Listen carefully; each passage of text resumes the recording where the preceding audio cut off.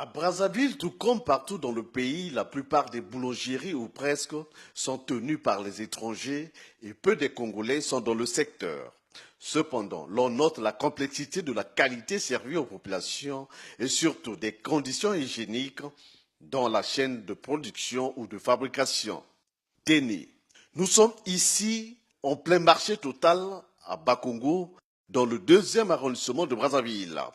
Dans cette boulangerie, ici, ni la norme de fabrication du pain, ni les conditions hygiéniques sont observées.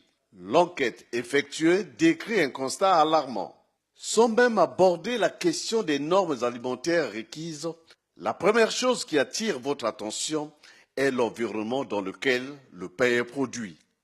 L'aspect que présente l'intérieur de ce lieu est peu attrayant. Ici, le sol est sale, très sale, revêtu des urines qui s'y sont répandues, dégagent des odeurs nauséabondes, des sacs de farine de qualité douteuse rangés dans un coin, des pétrisseurs malpropres teintés de rouille, le tout dans une atmosphère hors commun.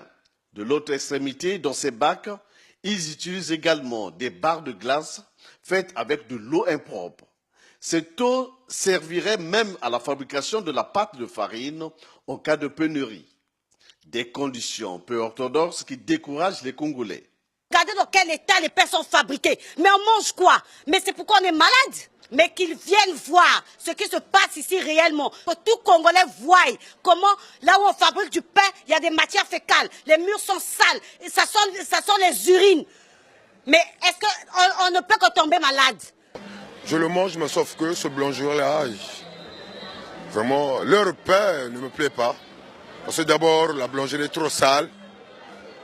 Même si nous rentrons même à l'intérieur là, tu verras qu'il y a trop de la saleté. Alors que là, il rend malade à cette population. Loin d'être xénophobes, aujourd'hui, ces étrangers détiennent le monopole du pain à Brazzaville. Et si l'on y prend garde, des Congolais pourraient se retrouver tous malades du fait de l'intoxication alimentaire due à la consommation du pain.